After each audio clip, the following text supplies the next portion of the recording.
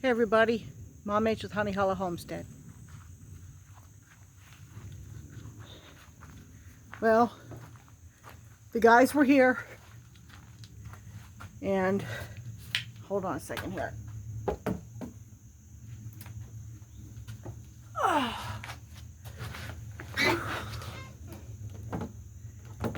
Let me bring you down to my level.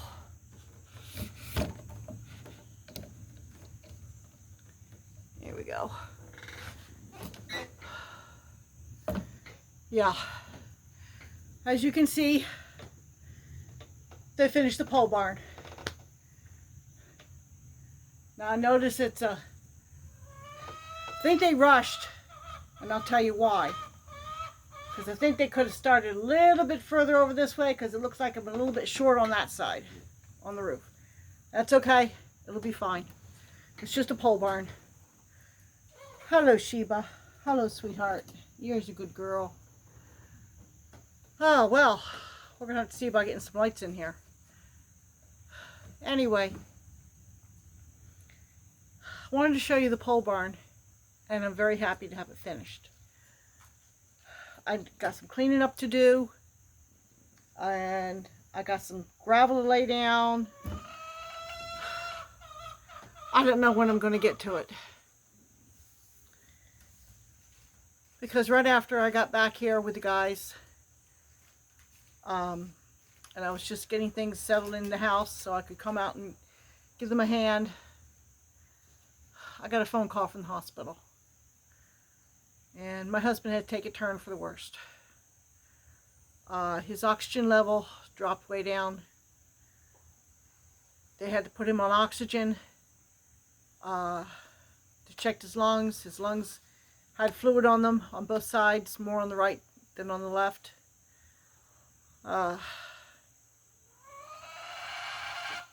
So that was a problem. I left them and I rushed into the hospital.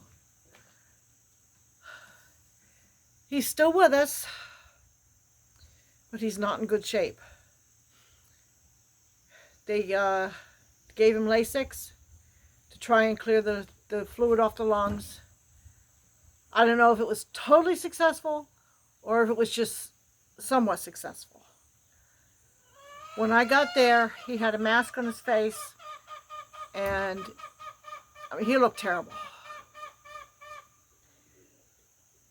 By the time I left, well, just before I left, because I waited to make sure everything was going good, they had the mask off, and they had the tube under the nose.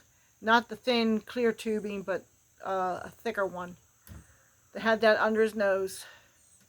He was conscious, and he said he's still fighting. And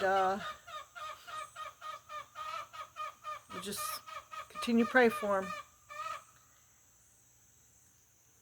And I was hoping that he would improve enough that maybe he'd be home early in the week. Now I'm not so sure. I'm getting tired. Thankfully, my livestock are not difficult to take care of. That's the easy part. Running in and out of town, that's exhausting. But the goats put themselves away. The sheep don't go too far. So I've got a sheep that's in where it doesn't belong. I seem to be having some difficulties with the fence charger.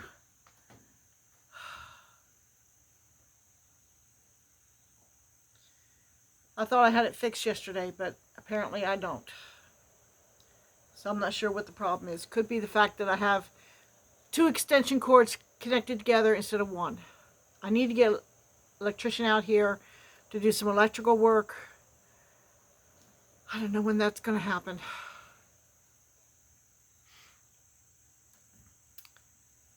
But anyway, I would have been dancing the jig about having my pole barn done, but I don't feel like dancing the jig. So I'm just waiting on the ghost to show up.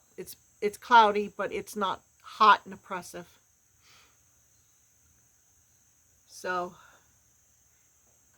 it's not bad, actually.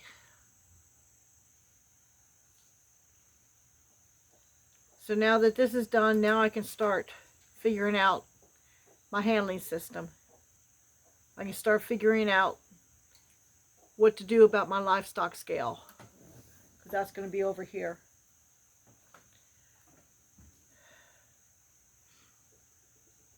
Like I said, I need to bring in some gravel. I can throw a base down to that coarser gravel. I need to bring some in here, but I also need to finish digging the ditch over here for my drain around the barn. So I don't know when that's going to get done.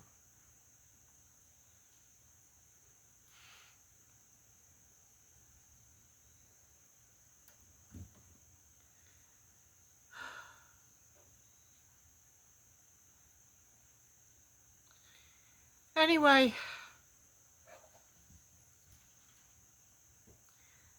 continue to remember my husband in the hospital.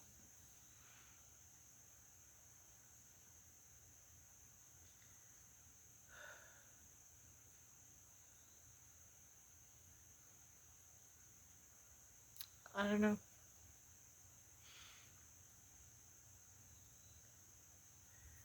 My sister-in-law was asking me what I would do if he doesn't make it. I said, I'm staying right here. God brought me to this property. I have no doubts whatsoever in my mind because of the circumstances involved in coming to this property and buying this property. It was all God. I have no doubts whatsoever in my mind. And he'd have to give me a clear sign that it's time to move on before I leave.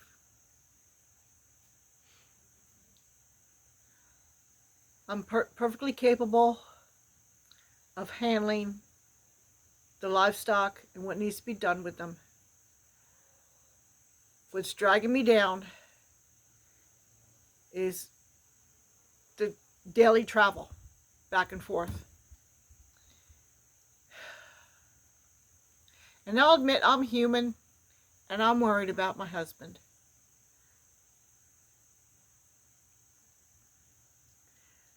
But I've been doing everything myself for a couple of years now. So that doesn't change. But we'll see. It's in God's hands. There's nothing I can do. My hands are tied. I can pray. And I do. And it's pretty much in God's hands.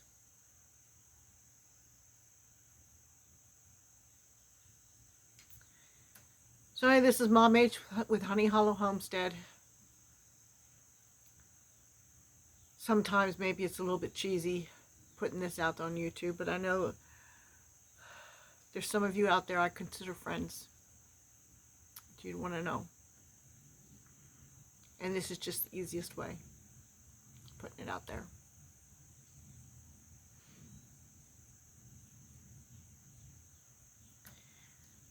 So I'm going to go in and relax, wait for the ghost to show up. Got a couple hours before feeding time. Sheep are handy. Sheba's right here. Goats probably aren't too far. So, definitely need to get some solar lights in here. At some point. Talk to y'all later.